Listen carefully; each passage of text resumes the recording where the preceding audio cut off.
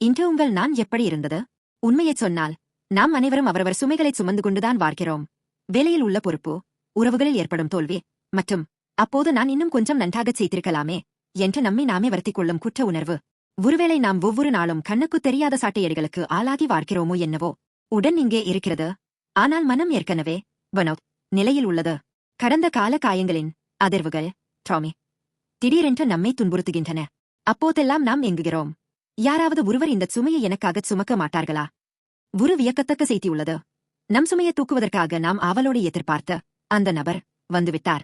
அவர் நம்முடைய மீறுதல்களின் நிமித்தம் காயப்பட்டு அவருடைய தரும்புகளால் நாம் குணமானோம். கர்த்தர் நம்மெல்லாருடைய அக்கிரமத்தையும் அவர் மேல் விழ பண்ணினார். ஏசாயா 53:5-6.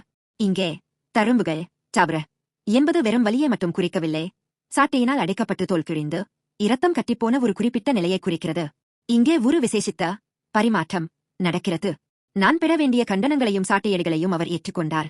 நான் சுமக்க வேண்டிய குற்ற உணர்வின் பாரத்தை அவர் முழுமையாக தன்மேல் எடுத்துக்கொண்டார். அவரே இயேசு. இயேசு சிலுவையில் அனுபவித்த அந்த கொடூரமான தரும்புகள் அன்பின் வெறும் கற்பனை வடிவம் அல்ல. உங்கள் உள்ளத்தின் ஆழத்தில் படிந்துள்ள மனரீதியான தரும்புகளையும் வாழ்க்கையின் வடுக்களையும் மறைப்பதற்காக அவர் தனது சொந்த உடலில் பதித்துக் கொண்ட தரும்புகள் உள்ள அன்பு அது. அன்பானவர்களே, இப்போது உங்கள் பாரத்தை இயேசுவிடம் ஒப்படையுங்கள். இயேசு சிலுவையில் பாடுபட்டதற்கு ஒரே ஒரு காரணம் தான் உண்டு. உங்கள் வாழ்க்கை இனி குற்ற உணர்வு மற்றும் வேதனையின் நச்சுச் சுழற்சியில் சிக்கி இருக்கக்கூடாது என்பதுதான். நான் உனக்காக பாடுபடுகிறேன், நீ இப்போது சமாதானமாக இரு என்று இயேசு கூறுகிறார். நம் காயங்கள் ஆறுவதற்கு ஒரே வழி நமக்காக பாடுபட்ட இயேசுவின் அன்பை ஏற்றுக்கொள்வதுதான். இந்த நேரத்தில் நீங்கள் கட்டாயமாகச் சுமந்து கொண்டிருந்த அந்த பாரமான சுமையை இயேசுவின் பாதத்தில் இறக்கி வையுங்கள். இயேசு ஏற்கனவே உங்கள் கடந்த காலம், உங்கள் தவறுகள் மற்றும் தற்போதைய வேதனைகளை அறிவார். அவற்றை உங்களுக்காகச் சுமக்க அவர் தயாராக இருக்கிறார்.